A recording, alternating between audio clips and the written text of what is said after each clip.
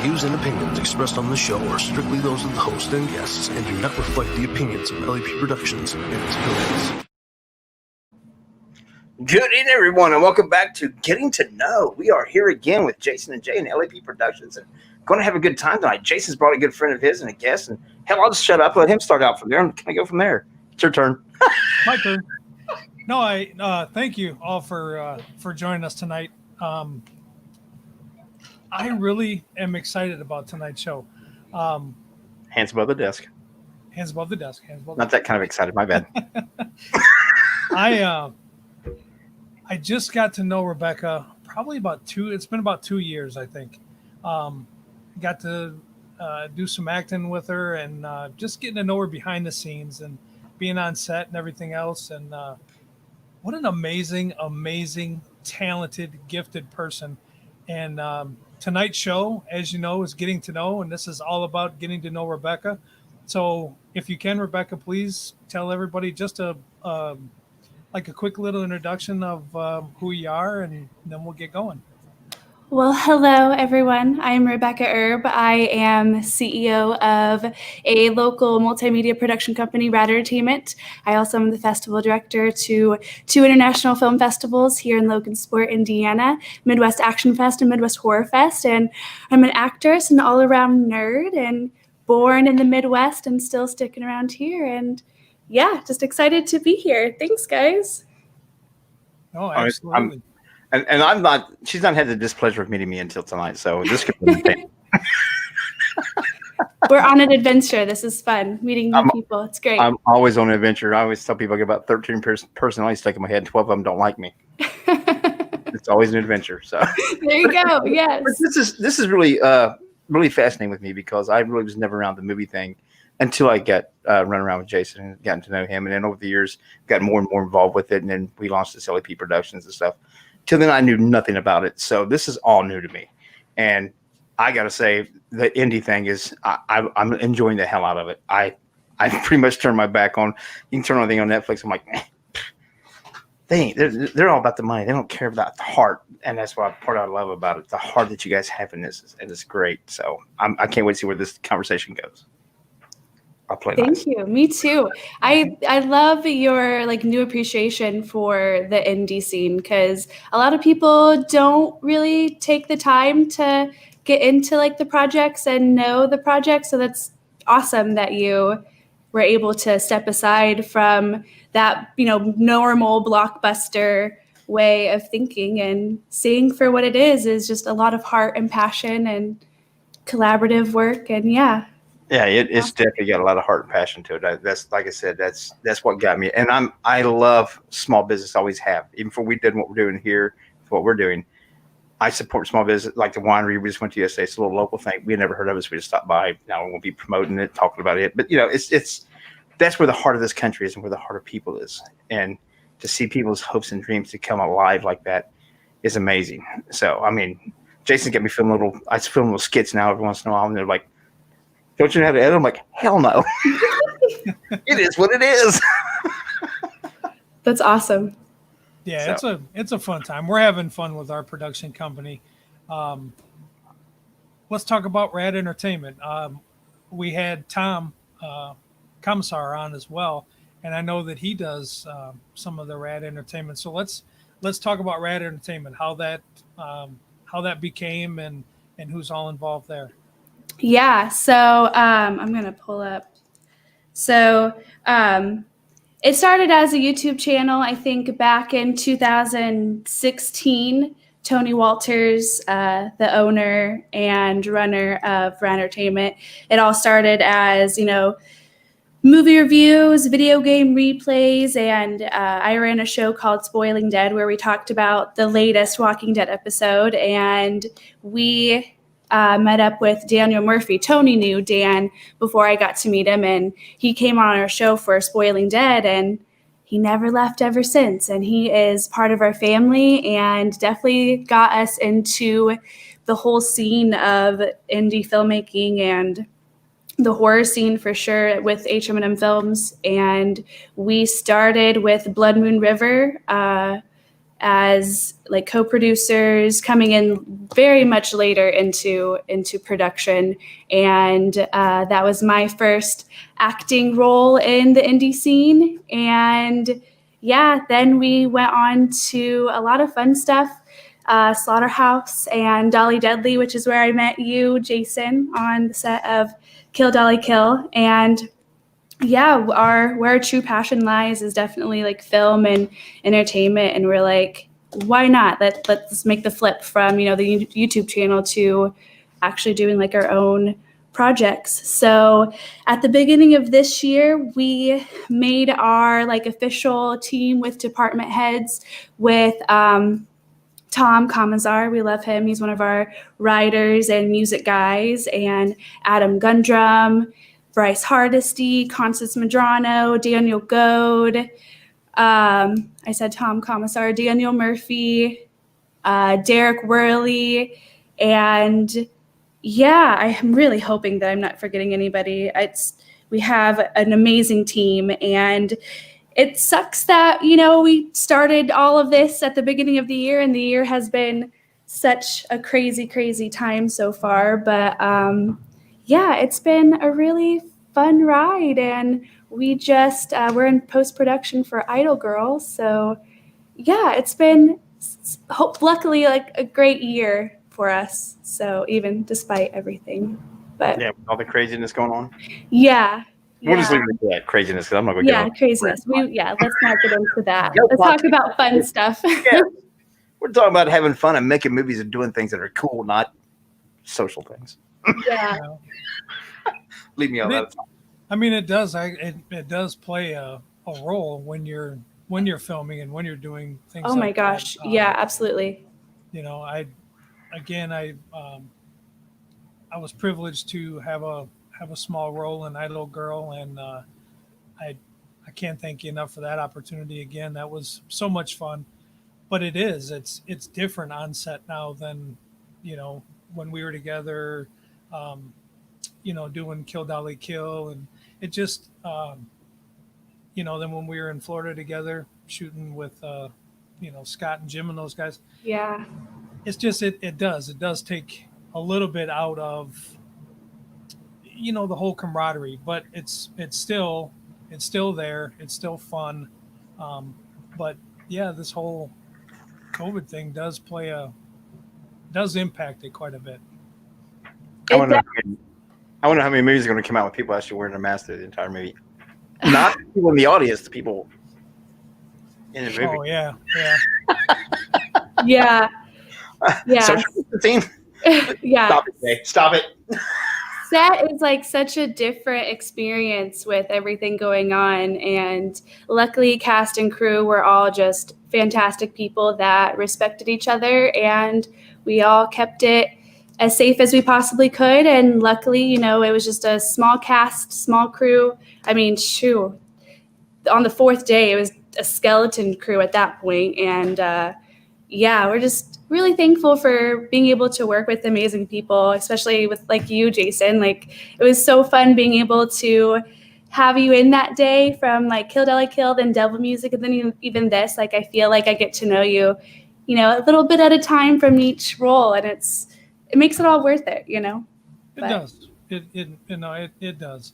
And that's Jay is actually he's going to be part of Cruel Summer with Scott and Jim here in February. Oh, so, dude, that's awesome! Awesome.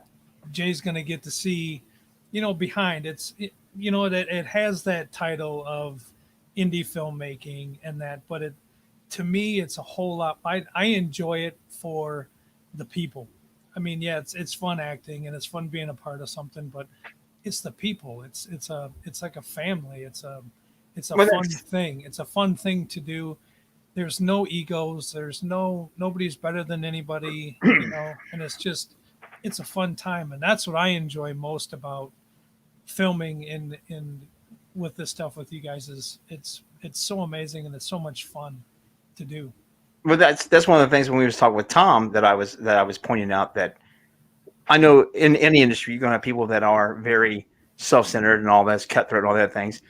But it seems like you guys are working the same way that we're blessed to work with what we do in the paranormal and our filming projects there and stuff, that you surround your people with some of the right people and everybody's very supportive. And I know you've had to have your jackasses come and go to get to have those people around you, but to have that community that's so supportive and stuff is absolutely mind boggling. And it's got to make the projects go so much smoother for as hectic as it's got to be. Oh my goodness. I mean, especially in the indie world, because you're working depending on what you're doing. And we experience this during Idol Girl, sometimes literally 24-hour days. The second day, we decided to squeeze in this one scene before the next day. And we're like, no, we can do this. We can, get this in. And we had like a couple hangups and we got to bed. And I was planning the next day with the call sheet and readjusting things when my alarm went off for the next day. So when you're running on like that little of sleep and you're like, you have a job to do too, because it's a lot of fun, but there's a job that has to be done. So you have to have people that are in your corner that, support you and that you're friends with to a certain extent, even, to be able to not kill each other on set and get the job done. Like, it's crazy. You're putting your dream and to them, you're entrusting what you envision into them, putting it and bringing it to life. And that's a side that I don't have a lot of that with a lot of people. I don't trust a lot of people to give them control of any portion of what I'm doing. Jason's one of the few that I do that with, and I'm learning to open up more about it, but I've always been that way. So to see that, to have that kind of camaraderie where you can instill people to say, I know Jason, we're investigating. He says, I'm going to go take care of this and go do that. I don't have to think about that. It's covered. I trust him. I know he's going to take care of what he says he does. But most people do that. So to build that camaraderie, to put your hopes and dreams and stuff, that is an amazing amount of thing to be able to have that kind of people around you, especially with doing this. We want to put it out for other people to view and critique and things. That's amazing. Yeah, I completely agree. And it can be really hard because it is your hopes and your dreams and your passions. And for a lot of us, like a childhood dream. And when, you're the writer and or director or, vice versa, one of either, your project in many ways becomes like your love child, like putting all of this hard work and creativity into this one little thing. And you have this vision and it's really hard to step away from that. And I think it's really, really important to be able to step away from that and be like, okay, here's my baby. I did the best that I could. And now I'm putting it out into the world and, forget about it. Don't hang on to so many things because mistakes are going to happen and you just have to learn from them and go on. But I totally get, what you mean with that. And I'm definitely learning a lot, but trust me, none of you guys are going to be threatened by my work. I'm all about the comedy. I'm just, the horror genre has been a good thing to me, and the indie movement here has absolutely brought me back to enjoying horror again, because when I grew up, a lot of it went into the whole 80s and went into the whole slasher thing, and to me, they were all predictable. Everything about it was predictable. You know what was going to happen, and it was the same pretty much storyline with just different names of characters to me.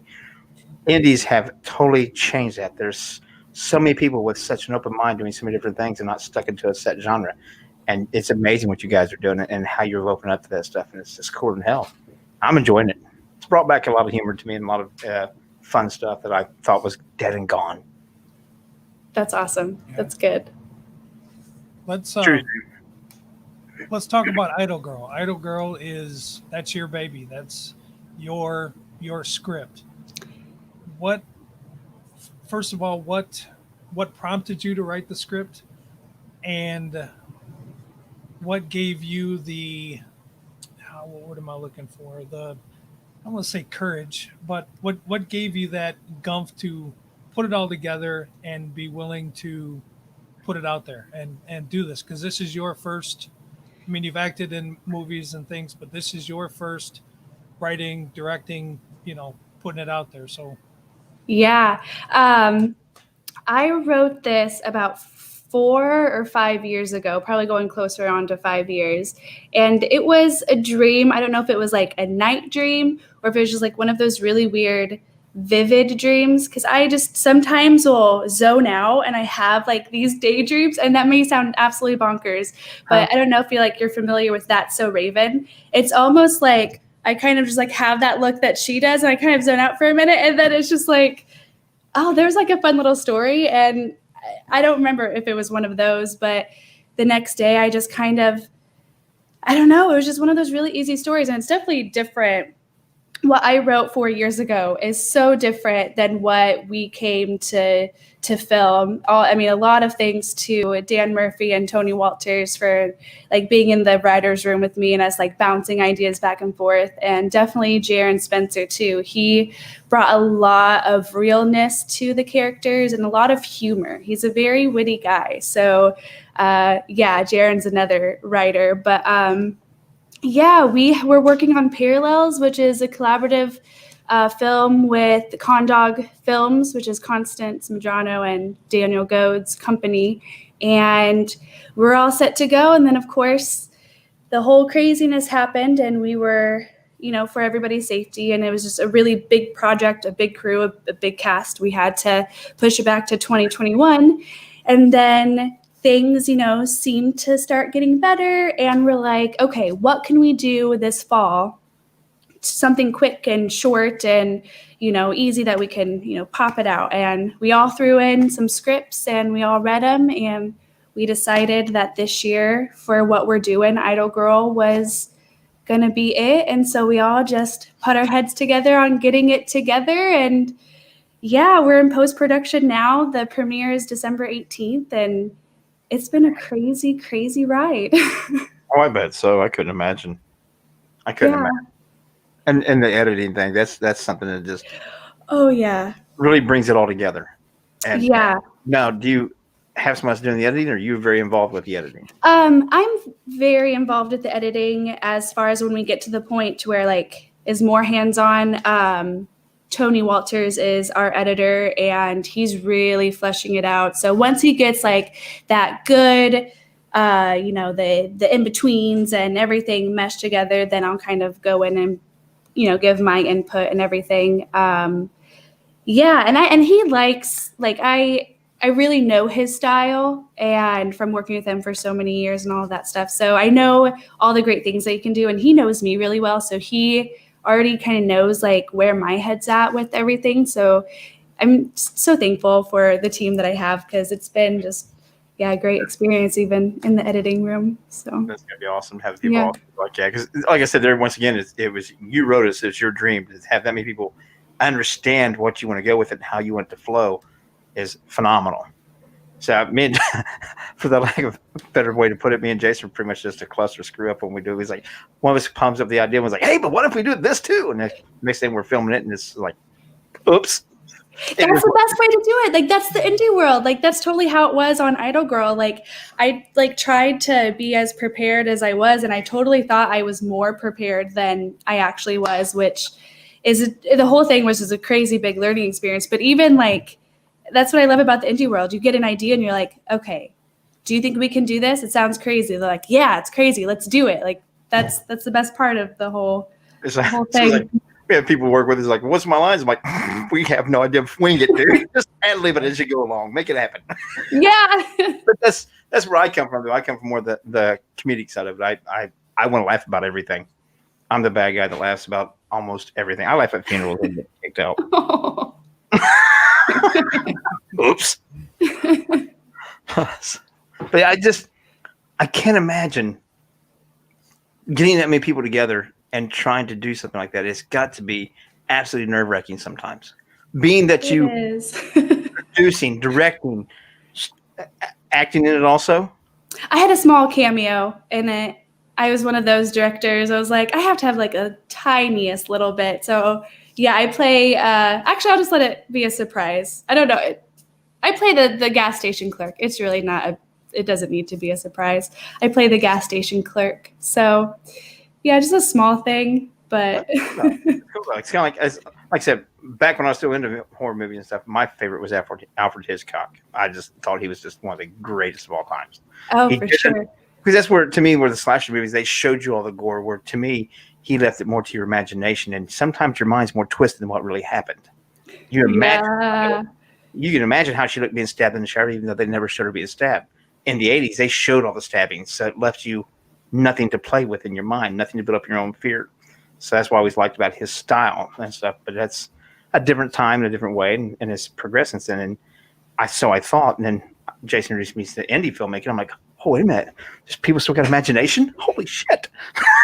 I like this. Yeah, and the indie world, like, the weirder the better. Like, we have the freedom to be super weird and super crazy, and we don't have like these $1 million, like producers breathing down our neck, like trying to control too much. Yeah.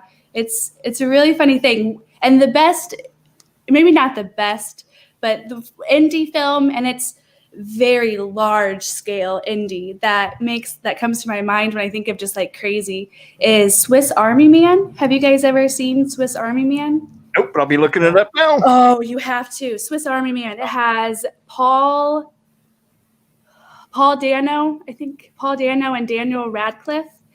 And it's wild. And you can only accomplish these kind of stories in indie. Like you can. Like it's fantastic. Yeah. I won't give away too much. Sam Henderson in the chat room said, how do you prep to write a script? That's a good question. How do I prep to write a script?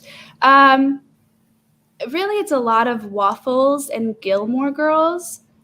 I don't know if that's a good answer, but Gilmore Girls is my go-to, and beer. I have to have Waffles and beer and Gilmore Girls, and I'll have Gilmore Girls set up on my phone in the corner just as a background, and I'll have ungodly amount of Waffles. I probably shouldn't even admit it's I'm ashamed of the amount of Waffles and beer, and I'll just I don't know, that's my prep work for if beer's involved, it's got to be good.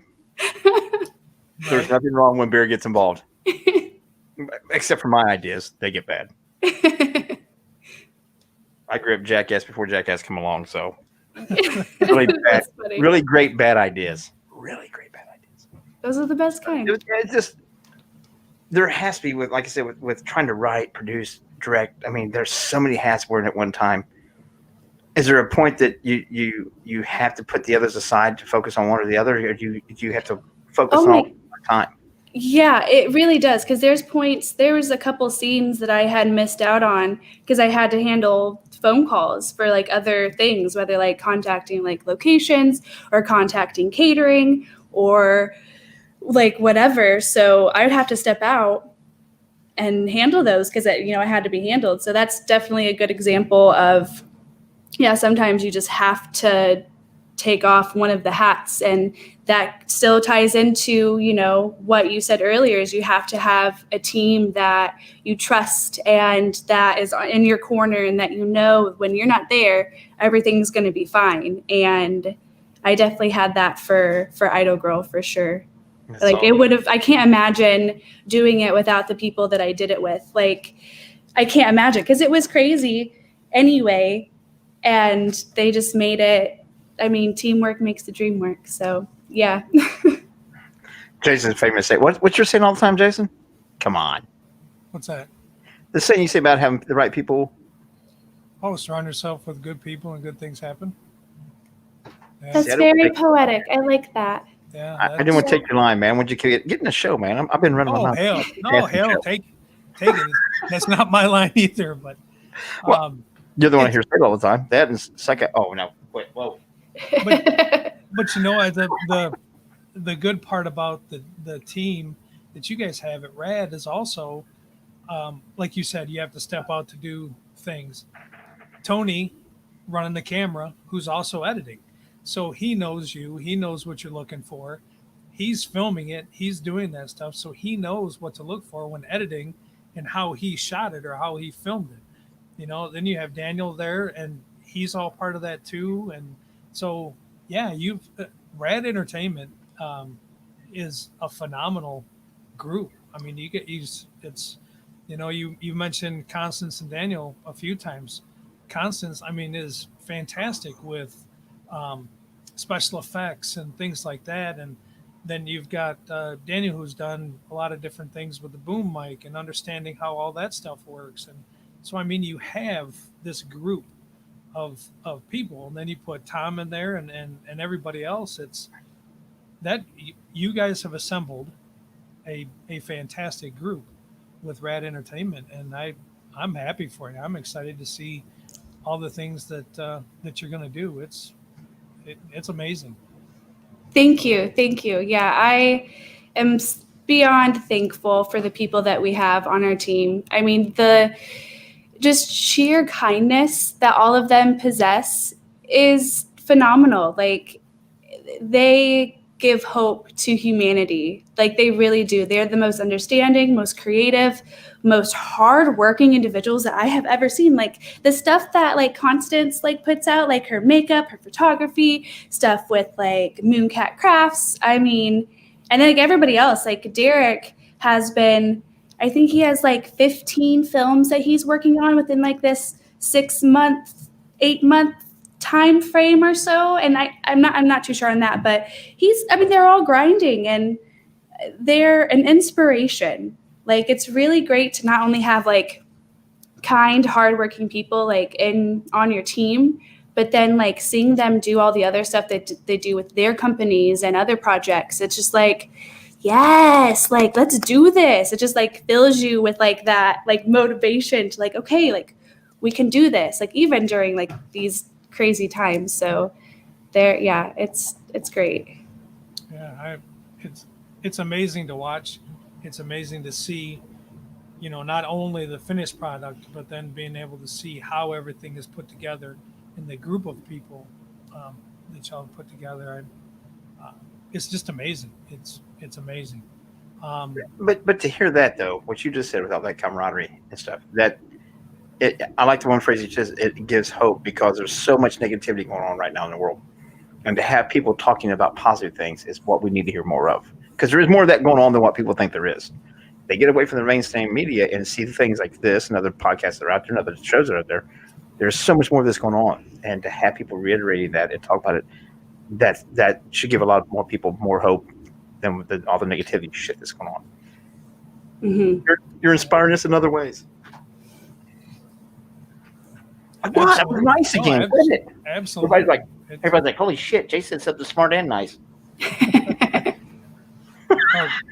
Cameron's question, he says, if there was only one hat on the set to wear, which one would you pick above all others? I would pick director above all others. Yeah, that would be the hat that I would want to wear. That's the hat that I've always wanted to wear since I decided that I like wanted to be in film, work in film. It was always like, that was always the end goal for me. So yeah, the director's hat, I guess. I don't know how pompous that sounds, but. But go ahead, Jason. No, I was just going to say, how long has this been a dream? Was it something that since you were a kid watching movies, you always were like, man, I really just want to do this? Or was it something to where people said, oh my God, you should act? And you're like, oh yeah, well, maybe I should, maybe I could. When did you know that this is what you wanted to do? I love that question because I love talking about that. It's just it's a fun childhood memory of mine. Like, it's just, I've always been a performer since I could walk and talk. I was always putting on shows for my parents and putting on shows for my classmates, for my neighbors. Like, anybody that would watch, I would be like, hey, look at this thing that I made up, like whatever. But in 4th grade, I made my first movie with my friends in my friend's basement. And it was a story that I came up with, and it was like a creepy horror story, and there was a twist at the end and all of this. And even then, like, I don't know, I think I'm 31, so there's a lot that I have growing up without technology. So for me, like, movies were just like this magic thing on TV. Like, it wasn't a thing that I thought was an actual thing that like people did until 5th grade, when Fellowship of the Ring, Lord of the Rings came out. Peter Jackson's, Lord of the Rings came out. And I grew up with the cartoons, like the 70s cartoons. So I was familiar with the stories and, Tolkien and all of that. So seeing Lord of the Rings like on the big screen in such like a magnificent way, and then later getting the DVDs and getting like all the behind the scenes, I was like, oh, so wait, people make movies? Like this is like an actual job. And so 6th grade, officially, I will say, 6th grade is when I like consciously made the decision that I wanted to be a director. So yeah, 6th grade, I think it was like 20 years ago now. Listen to her in 5th grade when Lord of the Rings came out. I'm over here spraying air freshener because it smells like old people here. 5th grade when Lord of the Rings came out, God.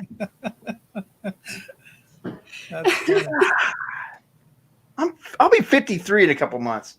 Hey, you're still young. 53 is young. Yeah, but saying, well, in 5th grade when Lord of the Rings came out, I'm like, oh man, you're an old fart, Jay. I've been married longer than you've been alive. Oh, that's good. That's good. I hope. Oh yeah, because she hasn't killed me. That's good. Yeah. There's been some close calls, but But to get to the directing part, just from watching and talking with people now that Jason's got me involved with and really paying attention to the indie movement and stuff in filming, and I say I've been looking at on a lot more other things, music and everything else. But you have to have those other hats first. There's you like the Idol Girl you're talking about. It's your story. You wrote it. You directed it. You're producing it. You're involved. I'm learning that real quick that on the indie circuit, there is no just one hat for anybody. Oh, yeah. For anybody. You have to be willing to be multiple facets of what's going on. I mean, I couldn't write a screen. I could not write one. I don't have that attention span. I'm like, hey, Jason, I got this idea. And that's pretty much where I'm at with it. Like, and my ADHD kicks in and I'm blah, blah, blah, blah, blah. You're like, okay, we'll do that. I'm like, hell, you don't know what the hell I said. So it's amazing to see how you guys can wear the multifaceted like that and keep a direction of it and be able to open up and allow other people to be a part of that. That's the part that gets me the most thing. I'm like, Jason seeing me, I'm like, I trust his eye. I wouldn't trust anybody else with something I want to do with a camera right now because he gets me more than anybody else does. So he gets that angle to learn that confidence in people. Like, that's just amazing to me. Amazing. It's hard. It's hard. Luckily, Idol Girl was something that I wrote like 4 or 5 years ago. So as much as I've, done what I've like come to the point of directing what I've always wanted to do, it wasn't my passion project per se. Like it wasn't like this huge epic that I planned for 3 or 4 years and invested so much in it. Like from the beginning, even like when I brought out Idol Girl and dusted it off, I said, okay, I'm going to step aside from this. I'm going to listen to the people that I trust and know. And I wasn't too attached to it from the beginning because I know there's other people that know better than me and have great ideas. So I was just like willing and just from the, moment, like in that mindset. But it's it can be a difficult thing to do. Oh, and you hit it. You were both talking about it. It's the learning from each other. I haven't been on any set yet with different production companies that won't show you or won't let you learn different things. It's not like, well, you can't see this trick that I'm going to do with these lights. It's, holy shit, I never thought about that. That's a great idea. Yeah, man, you can also do this, and you can do this. And so it's a constant learning. And you're right, Jay. In order to be a director, I also believe that you have to know what goes on behind the scenes. You have to know, about lighting. You have to know about camera. You have to have been or seen that side of it in order to become a good director and get your stuff out there as well, because it's working with people and it's, you're handling a ton of things. And I think I shouldn't say a lot of people. I think some people think that it's just something you can do. I wrote a script, I wrote it all out, and I can direct it. Man, if you need to be around the right people and you need to learn from everybody so that you can get that out. There's a lot of just like you saw, there's a lot of things that you have to maintain as a director that you don't really think unless you've seen it, unless you've done it and been a part of it. And it's a whole lot more than I think a lot of people give credit for. And you I can think actually see that especially in the indie set, is where everybody's working together, everybody's learning together, everybody's, and there's no, and I say this 100 times with it, there's no egos. I haven't seen anybody that's, I've been on set with some pretty big name people, and they're all just kind and nice and all there for the same thing. And it's not you can't talk to me, you can't learn this, you can't see this. It's never been like that, and that's what draws me and keeps This is gonna get me in trouble. to that. This thing is probably going to get me in trouble. I think the only person would be the biggest and pain in the ass on the set would be the producer, the guy that's just, well, it's my money, I want to see this done this way. That would be the person who'd be like, dude, if you don't understand this job, just do your money and collect your money and piss off. I think a lot of the biggest pain in the ass person would be the producer, because he's there about the money. It's all about the money to him, in my opinion. That's from from this side looking into it. That's all they seem like do. They bankroll it and they expect a return. But yet, because they're bankroll, they think they have an input. No, man, it's not your dream. Shut up. This is my vision. Shut up. And I think that's what, and correct me if I'm wrong, but I think that's what makes the indie thing so much better, is because you do the GoFundMes and you do the Indiegogos and you do all that. So everybody is pitching in the money to do it. It's not just one guy sitting back there with the check going, nah, I'm holding your money. I got your fucking money. Let's see what you guys are going to do. And that's it's everybody's money. It's everybody going in and saying, yeah, this is what we want to do. And we want to see this film. And here we're going to help you do it. And I mean, I may be wrong, but I think that's the big thing. Working that way would be a lot better, because I think if you had one person be the producer, my opinion, that gives them that's like they think they have more control. And that would be the one person on the set that I would be like, take your shit and we'll make it without you, because this is how we see it. The actors know how to act. They're bringing the character to life. The writer wrote it. They told me the storyline they want. I'm the director. I have my vision of how I want to see it. You're the money man. Shut up and do the money, and nothing that you have to say so. So that's where, if I ever got involved with it more deeply, it came to that point, I know that would be where, Jason, that's your job to take care of it. Yeah. So, but I'm just, that would be my perspective on it, that the indie way, where you're talking about the camaraderie, that's something that I never envisioned being involved with movies, in any kind of movie, until I started talking with people with indie movies and stuff, and said, oh my God, there's so much more to it. It's such a layer of depth of characters of people, not only in front of the screen, but behind the camera also. And that is amazing, to have that many people come together. I have to commend y'all and have that group like that. God, I'm being nice again. You're emotional.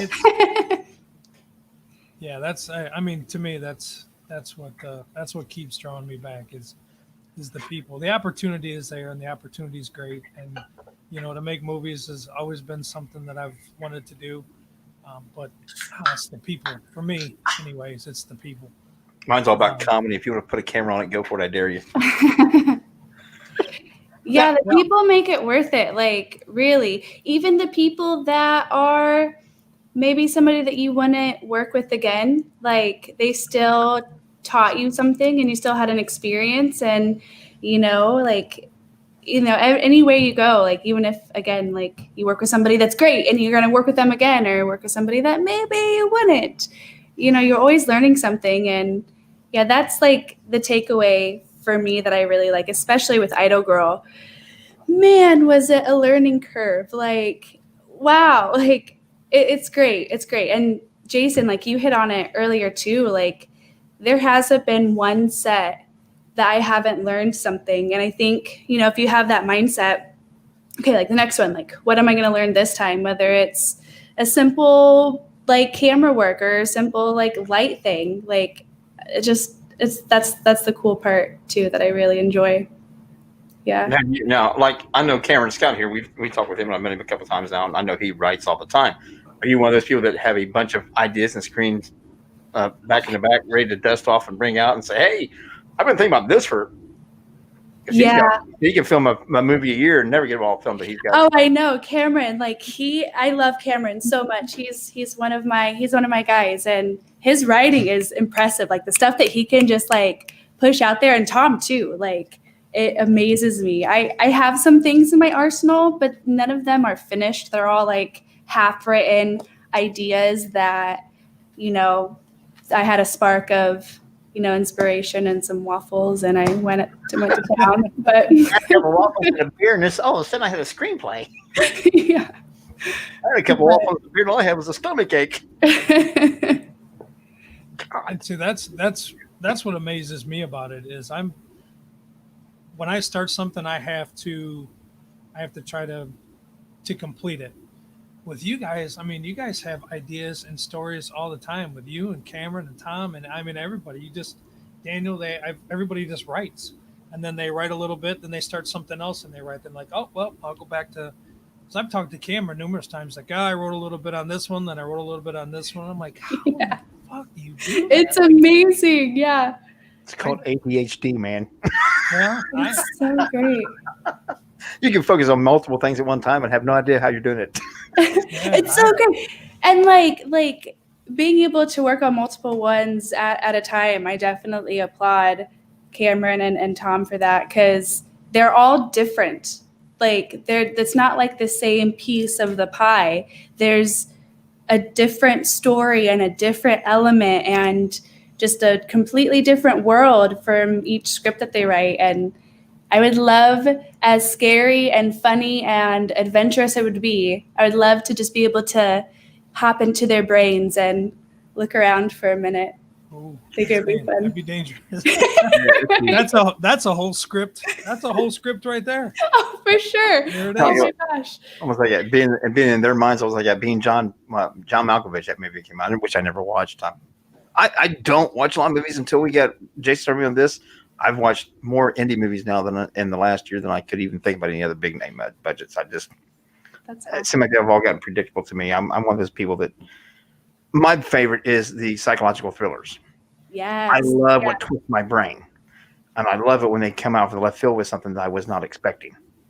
That's why I said when with me growing up, and then went into the whole slasher things. To me, it didn't matter whether it's Nightmare on Elm Street and all of the others. They're great movies for what they are, as slasher movies, but they're predictable. It's some weird killer that's going to slash everybody to pieces, and of course he's going to die in this one, but come back in the next one and do it all over again. It's same storyline to me, just different faces. So, but those psychological things that they mess with your brain and stuff, and was great. But now seeing the passion that you guys have for it, I keep coming back to that. It's like, to me, it's like going to watch the minor league baseball players play or the pros play. I want to go watch the minor leagues, because they're playing for heart. They're playing because they love it. They want to get to that side up there, but if they don't, they're still doing what they love to do. They're doing it for the love of what they're doing. Yeah, they're playing a more beautiful game, Right. More pure game. And films are that same way. The music I'm learning is the same thing. They're putting their heart into it. It's not about that paycheck. It's about that artistry. And that changes everything to me. Absolutely changes everything. It's made it so much different, so much more enjoyable. Thank you, Jason, for opening up my eyes. I'm so serious and just make a smart ass comment. I can't help it. I can't handle serious for real long. Oh, I mean, you're right though. It is, and you see it with each film that you watch. Yeah, for sure. Let's talk about acting for a minute. Is there anything like when you get a script and you're trying to do a character? Is there anything that that you go to try to help you with a character, or is it just everything that you? Is it Gilmore Girls and waffles, or is it something completely different? It's a completely different prep. I think the first thing that I go to is music. So I think of the main emotions and, the arc that my character is going through. And I try to pick new music. So I really go to a lot of my friends and ask them, like, hey, I'm feeling like, this character has a lot of despair. Like, what kind of music do you have? Because I feel like if it's music that I haven't listened to, it puts me in a new space for that character. So it's just a lot easier than something that I've heard so many times that it's a little stale. So I don't get that same feeling that I maybe got to the first time that I listened to something that I, regularly listen to. And definitely talk to like the director and or writer and see if there was like any specific characters from like a TV series or a movie that inspired that character. That way I can just get some inspiration, not try to mimic that character, but pick up like little ticks or just like little things that I could add to my character. And just a lot of weird talking to myself moments. When I'm acting, I have to tell my daughter, like, hey, mommy's gonna be in the other room. I may be yelling, I may be screaming, like I'm working on like a movie. And she's like, okay. And she'll just, go about her day. And, I'll maybe be driving in the car and I'll be running lines, in my head, from memorization and everything. And she'd be like, mommy, are you talking to yourself again? I'm like, yes, babe, I'm talking to myself. Yeah. but definitely like mainly music is like my prep for acting. Yeah. When I talk to myself, it's nothing productive coming out of it. Nothing. It's not fair. Oh, not fair. The acting side of it though has got to be I'm just going to get me in trouble because I don't know what I want to say here. I want to say the easiest part of it to me with everything else. It's not. They don't have the pressure of the directing it and writing it and producing it and the editing. It seems to me that would be the rougher side of all the facets that's going on, would be the acting. And I know somebody's an actor is going to be like, you don't know anything about it because you never acted before, you smart ass. I know they're going to tear me apart on it, but it's just my opinion. It would seem like that would be, of all the hats, that would be the easiest one to wear. Yes and no. And I know that's going to sound terrible coming from like a director and an actress myself. But that's why I'm asking, because you've been on, and Jason, you've done all the jobs. So you would know more so than anyone else. And you're going to tell me why, but why that's also wrong. So why not ask somebody who's done all the jobs? Somebody's only done one job, don't know all the other jobs. So don't have the qualities of them. So to ask you and Jason, somebody that's worn all those hats, now I can get an answer like, well, you're right, but you're also dumb. Yeah, I mean, it's a lot of people like think that way, and I totally understand. And again, like there's a gray area there.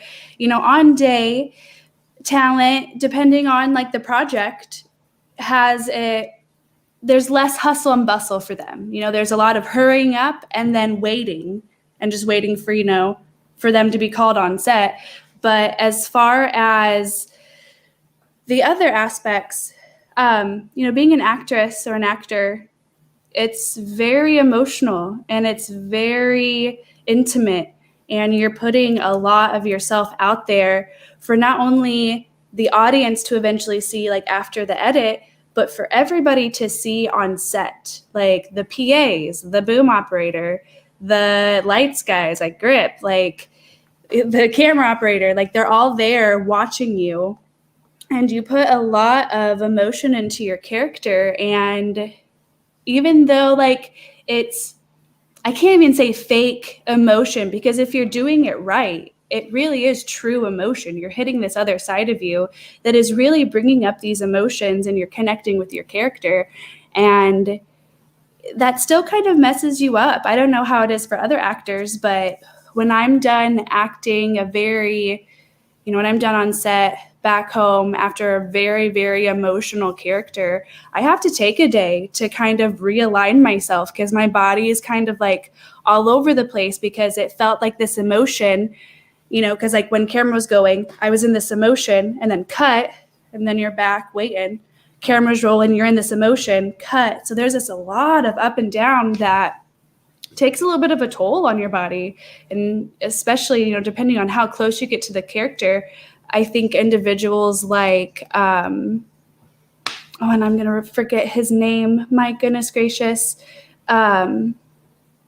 Heath Ledger, I think, is a testament on how dangerous it can be if you don't watch yourself on how close you're getting to a character. Because, the character can kind of become an entity in itself. And if you don't keep that in check and give your body what it needs to and stretch and meditate and different things, like, it's going to get you. And it can be, again, I don't know, depending on how close you get to the character, it could be a scary thing sometimes, an exhausting thing. And I don't know if I hit both points.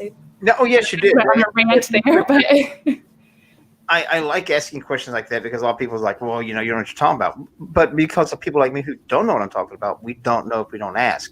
And a lot of people are afraid to ask that kind of question because they're afraid of being attacked. And I don't care if you attack me. It's like, you can't hurt my feeling. Not on one of them. But but that's what I was trying to get to is the point is what you're saying there about how you can tell somebody who's really into their character and who's really into their script because you believe that person is that person. I say one of the actors I can think of my favorite time is Rutger Hauer. He always played a bad guy. And then that one where he's with C. Thomas Howell, where they're I can't think of the name of the movie now, where he's the hitchhiker, where he's pretty much, following him around and he's killing people and trying to get C. Thomas Howell to get money for it. I want to kill Rutger Hauer in that thing. I want to go through the screen and kill him. Because, he made you believe that character. And that's what I was trying to get to. And you hit it perfectly. You get so immersed into that character that you are no longer you for that time. You are that person. And that separation has to be rough. And a lot of people don't think of that. So I want to see what your perspective is, being that you've done both roles, that I can only assume what it would be like because I've never done it.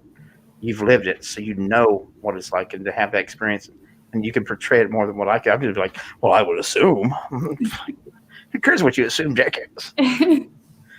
So no, but I love that you brought it up, and I am a true believer that there is no stupid questions. Like, I really don't think that there is. Like, as long as you're like truly wondering out of maybe naiveness or just pure curiosity, as long as you like deliver a question with respect, like you obviously did, there's no stupid question. And I never ask a question that I don't want the answer to. It might not be a question you want to answer, and you can kindly say, I'll pass, but I'm asking it for a very good reason, and I do want to understand because I'm a person that you can tell me something's going to hurt me, and until it hurts me, I don't believe you. Just because it hurt you don't mean it's going to hurt me. So I have to immerse myself into that. So if I can't immerse myself into that, I have to trust people who have done that. You would mean that you guys have lived through that and done that. I have to take you at your word. So you pretty much would tell me the same thing that Jason said, or he would have been like, no. But he's sitting there so sullen and quiet so far. It's like, would James shut up so I can ask a question? No, I think we got a question from George. Ask away, George. You can't ask a stupid question. That's there's my no stupid questions. I could ask some really stupid questions. You're like, what's your favorite popsicle? Why would you even ask that? Who cares? Well, but that's, talking about what Jay was, a lot of people misconstrued Jay and how he does things. He always wants to know and learn, and some of the questions that he asks, people are like, well, you're just being an ass. No, he's really not. He really wants to know the answer to that question, and it misconstrued a lot by a lot of people that think that he's being like that, and it's. And I get that because I can be an ass. I did earn that reputation. I did earn it. I'm not going to confirm or deny. You were talking about.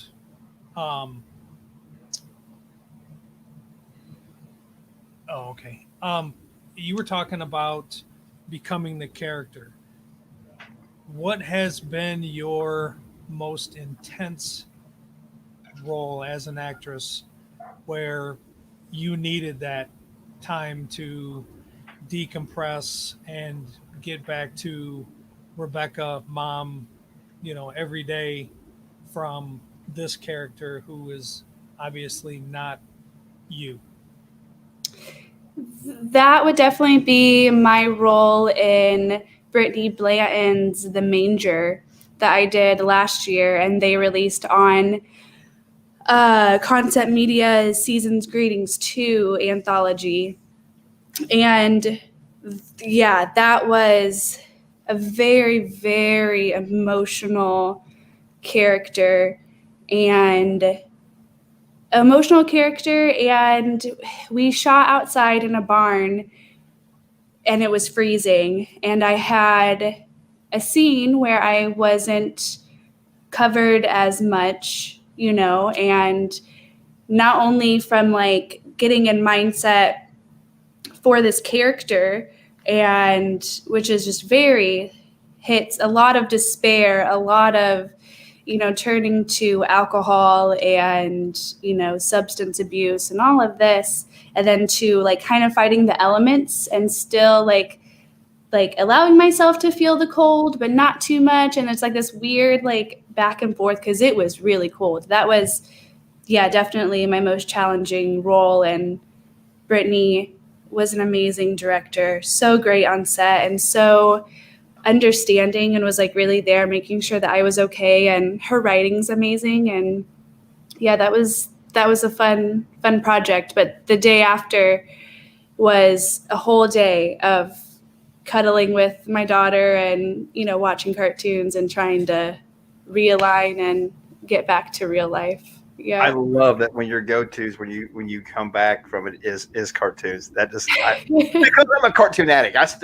I got one of the Cartoon Network things where you see the old cartoons, the old Bugs Bunny and all that stuff, because that's my era growing up with all that Popeye and everything else. I don't care for anime. I'm sorry, it's you guys just new school. Oh no, I love anime. The old school cartoon style. I mean, I still talk about little Abner and Daisy Mae cartoon and comic strips. So and they were before my time even. So, but I'm just I love that how you say that. I go watch cartoons because that's such whimsical humor that you don't have to think about. You can just let all that other stuff go. And while they outlawed my star cartoons, like, well, nobody's gonna send a tree limb and saw it off and the tree fall over. Well, if you didn't teach your kid that, right? So I just love that you revert back to that, and that's phenomenal to me because it brings back a simplistic side of everybody. Cartoons brings out the child in anybody. It does, yeah. And I'm a huge kid. The child in you should never go away. I'm my wife Scott, hands down. Yeah. Never grow up. I'm gonna make Peter Pan look old. Yes, I love that. That's great. So absolutely. Oh, George, we're talking with Rebekah Erb of Rad Entertainment, actress, writer, producer, you name it. She's been doing it. Just has her new film coming out, Idol Girl, which is going to premiere December 18th. I got so many things I want to talk to you about. And I know we're running. And I've been running my mouth too much. No. Where can we get it? Well, not only do you do that, but you also do film festivals. Yeah. Talk about those for just a minute. Yeah, so Midwest Action Fest is the first weekend in May, where we showcase action, comedy, and adventure films from all around the world. And then we have Midwest Horror Fest, which is the first weekend in October, showcase horror, sci-fi, and grindhouse films from all over the world. We just wrapped on our 4th year for Horror Fest this past year, and we're now working on Action Fest coming this spring. Hopefully we're able to have in real life festival. But yeah, this is I love my festivals so much. Oh my goodness gracious. It's a chance that I like to take to kind of give back to the community and the film industry, because it is such hard work, and people don't sometimes realize how much hard work that is, and especially festivals. I don't know how many times I've heard from various filmmakers that, and I'm not trying to sound pompous, but in the slightest, but they like thank us for actually like giving a damn about their projects and putting them out there and promoting them, and say like no other festivals do this, which is crazy to me because that's the whole point of a film festival, is celebrating these really amazing, talented filmmakers' work and collaborating and connecting and just putting these people on a pedestal and saying like, yes, good job, you did the thing. And yeah, that's what I love most about this. The people that I've met through the film festivals are just so amazing from all over the world. Like I never thought that I would have the chance to talk to people from Israel or Canada. I have some good friends of mine who are filmmakers up in Canada that have came since year one because their film Past and Future Kings premiered in the States at our festival. And yeah, and I still talk to them to this day. And I have some friends that are filmmakers in Japan that I love seeing all the stuff that they do. And I never would have been able to do that. So I don't know. It's just definitely I count my blessings when it comes to seeing all these different kinds of people from different areas and how they, capture storytelling. And yeah, it's really fun times. It is really fun. No, I'm going to have a question. You said this one does comedy and action, all that stuff. Yeah. How long does it have to be, and can anybody enter into it? Anybody. It's through Film Freeway is how we get our submissions. It's Midwest Action Fest. We accept short films. We accept feature-length films. So anywhere from 60 seconds to 2 hours. Jason? We accept it. And yeah, action, adventure, comedy. Jason? It's really fun. Does Jason have something that he's cooking up? What is this? Oh, Jay has stuff that he cooks up all the time.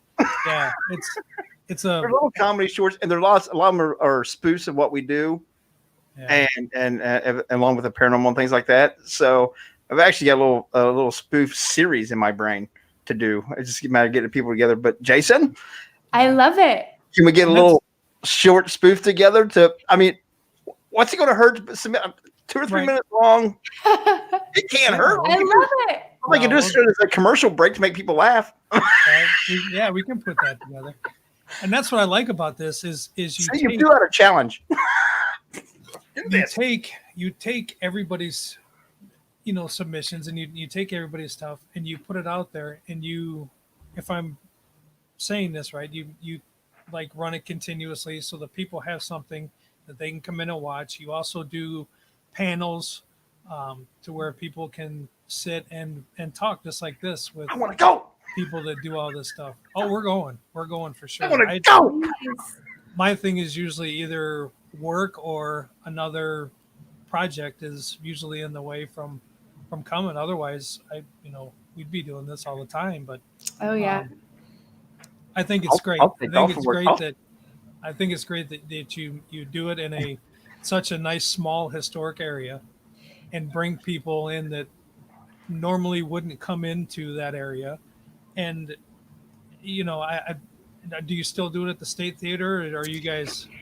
We still have like a Friday night filmmaker mixer at the State Theater, but things have gotten bigger. So we absolutely love the State Theater, and the guys there, the atmosphere there, you can't beat that. We love them. So we definitely still have our Friday night like filmmaker mixer there, and then our after party is always there. But we are now at Mary Mac Cinemas, which is just across town, same town. Right. But yeah, Mary Mac's, they're awesome too. They are just another theater that loves and supports local art, and is just one of those mom and pop shops that, it's great. So not at the State Theater, but still same town. So I'm sitting over here giddy. I am not kidding, Jason. We have to try this. We have to put something together. We've got to. I don't care if they throw it out the window. I don't give a shit. I just want to one time say, hey, look, we put this together. We submitted it to a film festival. And it was did the thing. Yeah, we did the thing. You did was the a thing. flop, but we did it. That's like the main thing. Like, even I'm not saying that you guys, like, just in like the grand scheme of things, like, even if it's something that you're like, man, we didn't quite hit our mark, but maybe next time, like, you did the thing and it's hard work. Like, like that's celebration in itself. If you get a chance, go into one of our YouTube channels. I think mine. I think it's also on LAP Productions. There's one called Juggernaut Joust. It was a thing, and it was a thing. It was about a minute long, and it was. I got this idea, and basically we found trash can lids from brand new trash cans. We made them into like big old Juggernaut helmets, and we joust with pool noodles. I got this idea, so I went up and bought some pool noodles, and we just threw it together. My wife filmed it, and we just. There's no editing. There's no background music. It is what it is. That's amazing. I need to see this. This sounds gold. It's fun. I say, Jason, I got an idea. He goes, okay. I'm like, you're a dumbass. Why do you always say okay, man? Quit. Tell me no. Just tell me no once. No. Act like you're married to me. Tell me no. No, never. I got an idea. Oh shit, here we go. But that's what I like about the film festivals that you guys put together is it's in a small historic part. And you're giving back to the community, and you're letting people,